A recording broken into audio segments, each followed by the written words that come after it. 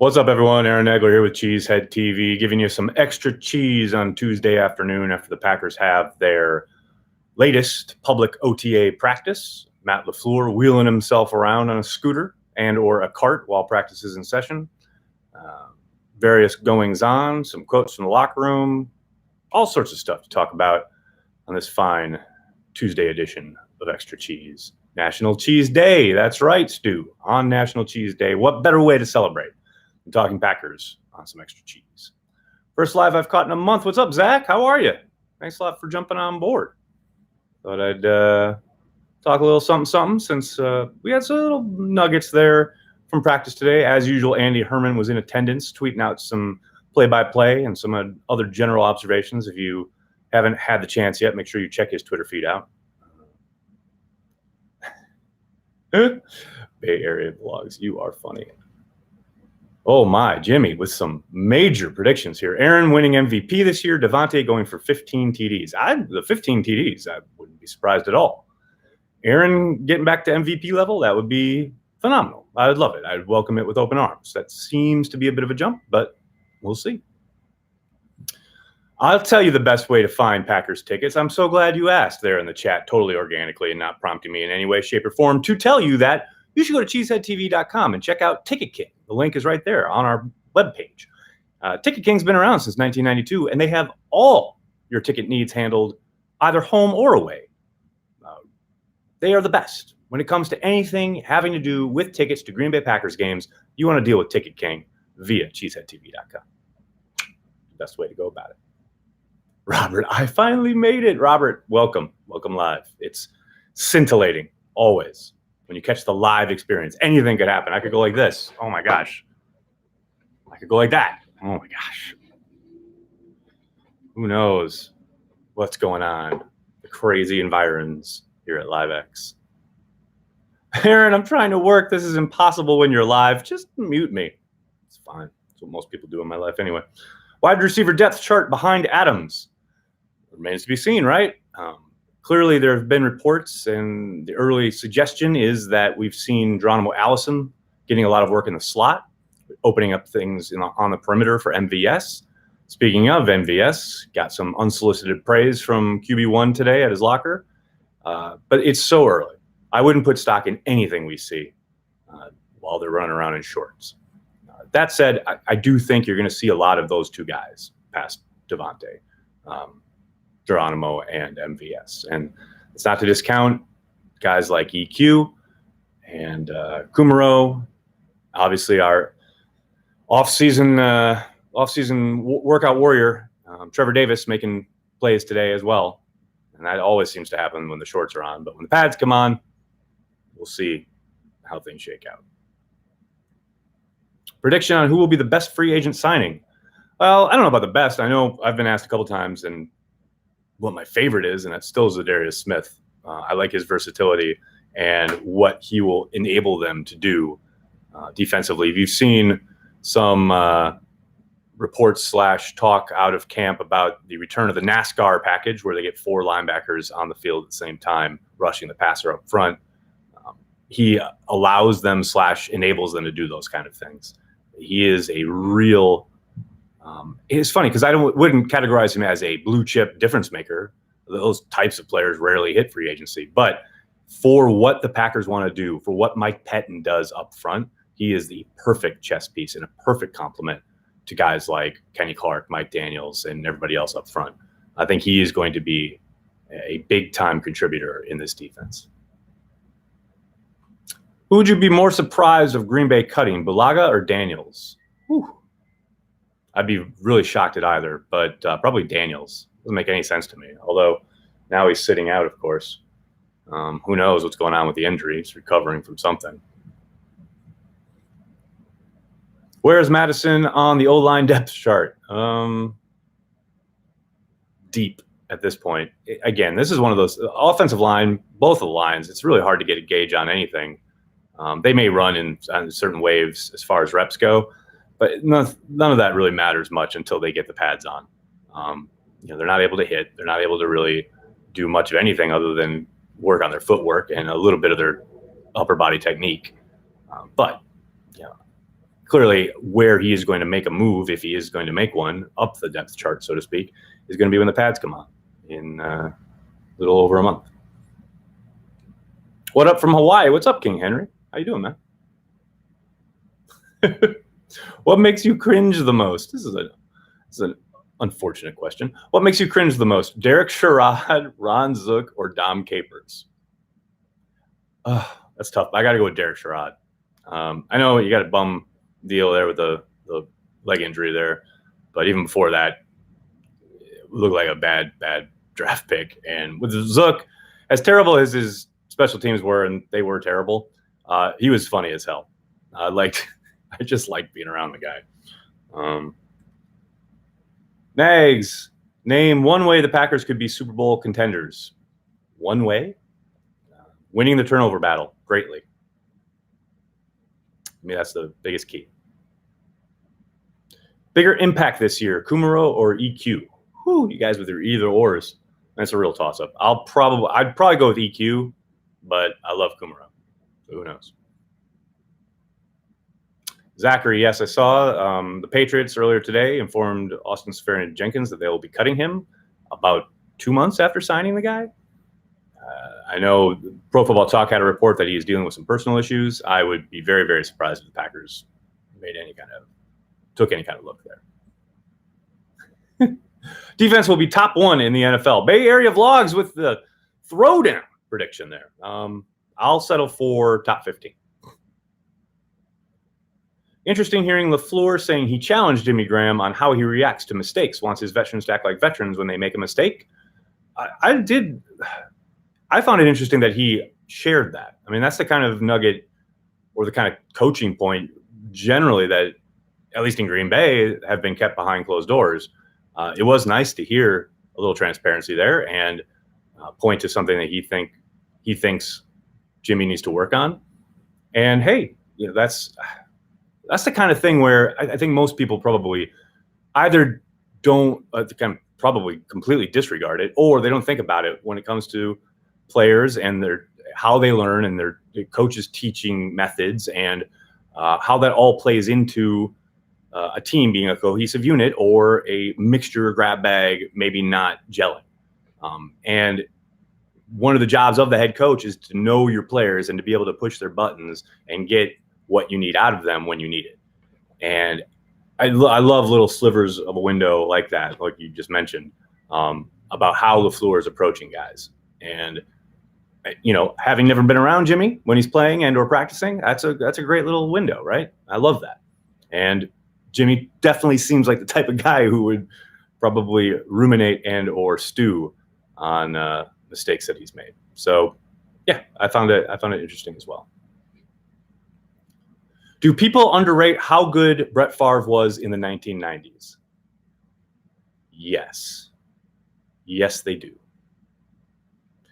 Tell you what, man, if Twitter and the internet had been around when Favre was winning MVPs, he would be regarded so much better. But because the internet and Twitter and everything came along at the tail end of his career, we still got to see some greatness, obviously, but we still saw a lot of mistakes.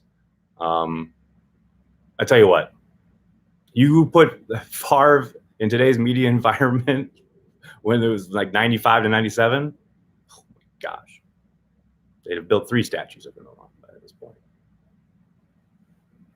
If one Green Bay native could be Drake of the Packers, who would you choose and why? Oh, I wouldn't wish that on the Green Bay Packers. Are you kidding me? That said, it's Kyle Kuzma, clearly. Ooh, Frank Winters or Corey Linsley. Christopher, that's a hot either or. I'll take Linsley, actually. I love Bag of Donuts, but I think Corey's a better player. What aspect of the Packers is most improved, offense, defense, or special teams? Patrick, way too early to tell. I'm guessing it's going to be the defense, but we'll see. Do the Packers trade Kevin King if he stays healthy in 2019 because he will not resign? Have you spoken to his agents? I think if he stays healthy and has a good year, they'll look to resign him. Who do you think Ray's parents are? Joseph, I'm just going to let it happen, man. I ain't into fan theories. I don't care. I just want to get to opening night of The Rise of Skywalker untainted and just go in with an open mind and enjoy the film.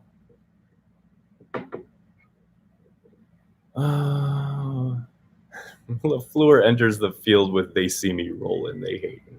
You guys, too easy. Resign Jeff Saturday. Wow.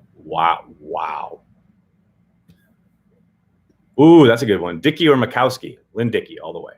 I love the Magic Man, but man, Lynn Dickey is one of the most underrated quarterbacks in NFL history and probably one of the most underrated players. Do you see them cutting Crosby? I don't, actually. I know the kicking competition is going on. Both kickers went 4 of 5 today.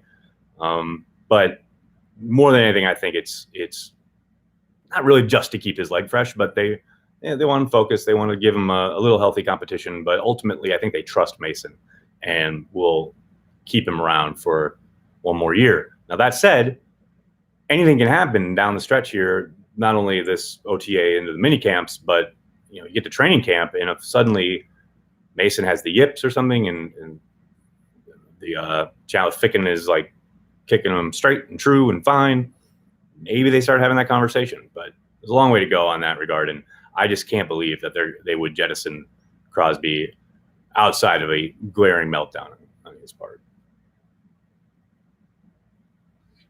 Nags, what makes the 2010 Packers special?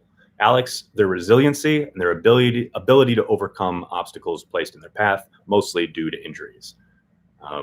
It's funny. We always talk about the run in the playoffs and Aaron Rodgers' brilliant play. They had a great defense, and all that is true.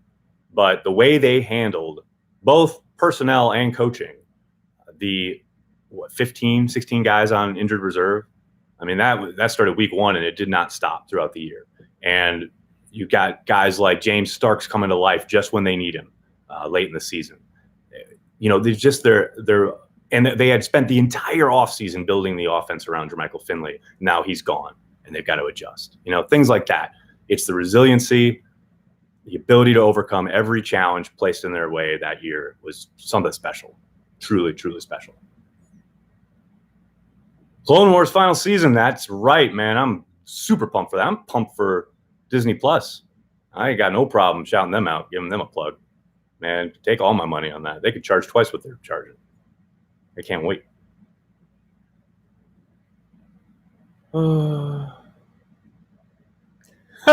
Bryce, that's smooth, man. Ticket King was created in 1992. The Packers became good again in 92. Coincidence? I think not. Do you think the loss of Kevin Green impacted the growth of Perry and Matthews the last few years? Ernesto, I really don't. I do think he was a good coach and continues to be, but I wouldn't say that their fall off production-wise was due to Kevin Green not being there. The Mandalorian, that's what I'm waiting. That's the T, as my daughter would say. Now you guys are going crazy. Eddie Lacy or John Brockington? You guys are too funny. Tony Fisher or Travis Jervey? Which player would you like to meet that you haven't yet? Well, that's a good question, Travis. I don't know.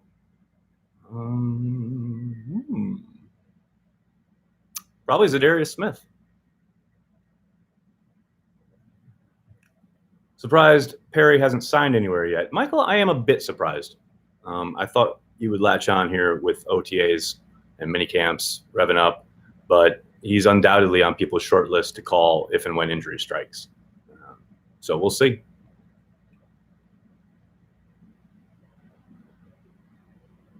Kaiser or Graham Harrell? Oh, you guys are just rude. Man, I've actually what's crazy is I'd probably take Kaiser. Good Lord. Do you think Bucks having a new coach who isn't yelling in his face every day might help him take the jump? Oh, Burks. I was like, the Bucks. What? I don't know, man. Jerry Montgomery's still here and he's loud. I don't know. If you're not producing because there's a coach yelling in your face, you probably don't belong in the NFL. So I hope that's not the case. Report Packers will play preseason in Canada. Jonathan, yes, I saw right before I went live. There was a report that the company and the production company that are putting together this endeavor are set to announce something tomorrow. And the presumption is that it will be the Raiders and Packers playing the third preseason game in Canada. Why don't the Packers pick up Perry for depth at a very cheap deal? Seeing Andy on Twitter mentioning the idea. Zach, yeah, a couple people have mentioned it. And I tend to think they've seen what they want. They've seen all they want to see, are able to kind of – sometimes you just need a fresh slate. And they've seen him be productive, but they've also seen him on the sideline way too much after paying him a whole lot of money. And while the idea of, yes, bringing him in on a cheap deal, assumes that he's sitting around going, hey, I'll work for it on a cheap deal. I think, they spent the offseason redesigning and restocking that position. Feels like moving backwards. And that's not to say maybe is on their emergency sheet if injuries do strike. But you bring Perry back, and then you're having to give reps to him and take away reps from other guys, and I think they've moved on.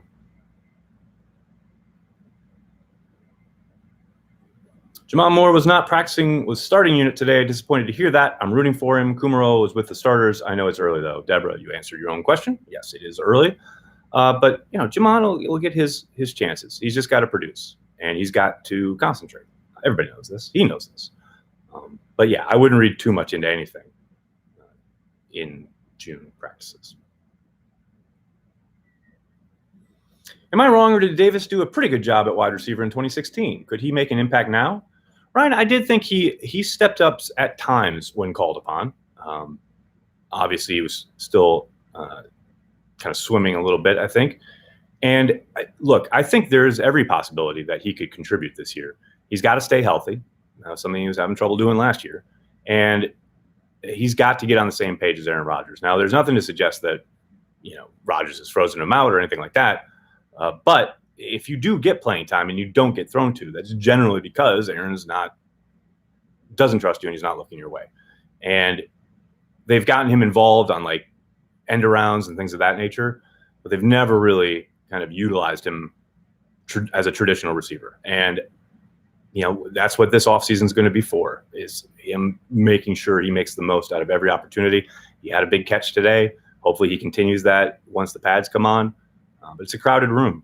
They got a lot of talent there. They got a lot of guys vying for a handful of snaps. So, is it possible? Yeah, but I think he's got an uphill climb. Will Lane Taylor be the starting left guard week 17 if he is not hurt? Christopher, I think so. And I know people are down on Lane, and I get it. He had a poor year. He'll be the first to admit it. He also won't talk about the injury he was fighting through. There was a bunch of stuff, but I think it clearly affected his game. And look, if he gets out there early on in camp and or the season and he's not up to snuff, I have little doubt that they will look to make a move there. But I suspect he will be back to the level we had gotten accustomed to prior to last season. Is Josh Jones' gripe about playing time in general, or is he refusing a move to linebacker? William, no one's actually heard from him, so it's kind of hard to say without the man speaking for himself. I know Rob had reported that it was driven by frustration, which would lead to you guessing it's about playing time. And look, I can't blame the guy. I understand he was drafted pretty high and had real trouble cracking the rotation, so to speak, barring injuries from guys in front of him. Now, finally, they head into an offseason where they've traded away Clinton Diggs. They had to move a corner to free safety, for God's sakes. Then they go out in free agency, sign one starter, move up in the draft another starter, and now he's back on the bench. I get it. I get being frustrated. But, as Freddie Kitchens said today, someone was asking about Duke Johnson's trade request. It's like, yeah, he wants to be traded. I want to win the lottery. In the meantime, he's under contract, and we will utilize him as we best see fit for the betterment of the team. And that's pretty much where I would think the Packers are on Josh Jones. And as I keep saying every time we talk about him, none of this means anything until he misses mandatory minicamp. Then it goes up a notch. But right now, it's voluntary practices that he's missing. So to me, it's not that big a deal. What are the odds Ron Zook gets a head coaching gig in the XFL? I doubt that happens, but God, that would be brilliant. I would watch the hell out of that. Oh, and I hope they mic him up too. Oh, that'd be brilliant. Oh, gosh. I'm not hating on Jones. I don't blame him at all. I just love to see what this defense would look like with Jones, Amos, and Savage on the field at the same time. William, I'm with you. I think he could be utilized. I said almost exactly that the day before the story about Jones staying away broke. I think he's got value as a player, especially in this defense.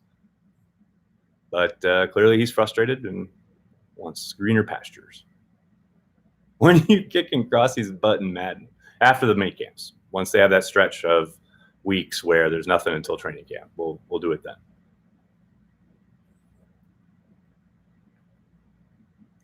Besides Jair, is there a cornerback on the roster you are confident that could be put on an island?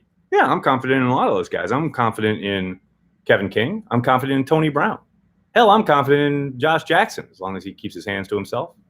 I think Jair, look, he's got all the talent in the world, showed a lot of promise last year, but I think the offseason gives people like, rose/green and gold colored glasses when they look back at some of these players. I mean, Jair had a very promising season, but he also took his lumps. Don't forget, he was still a rookie, and it showed quite a few times last year. So it's not like he's arrived.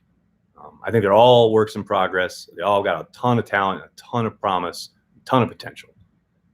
It's going to be very interesting to see how that room shakes out, no doubt.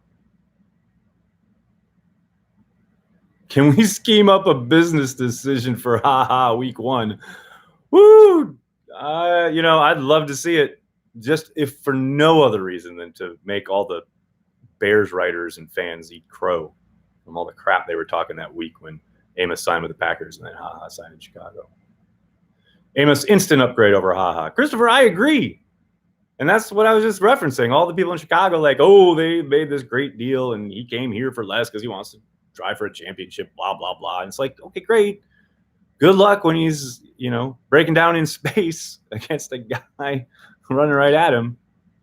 I mean, at least Amos is going to make the tackle. He may not be the athlete, but he's a much better all-around player in my eyes.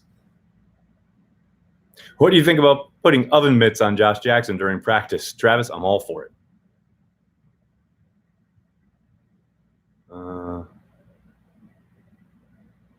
Aaron, I used to bartend at Kettle of Fish. Where in the back did you sit on Sundays? Peter, the place right around the corner. You come downstairs, there's the bar, and then you go around, and there's kind of the alcove there. Back from that corner, I know it's hard to describe. That's where I would usually meet people. That was a long time ago.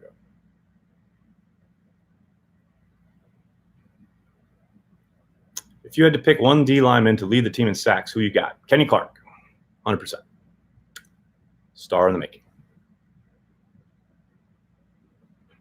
How excited are you for the defense this year? Can't wait. Cole, they look so good on paper.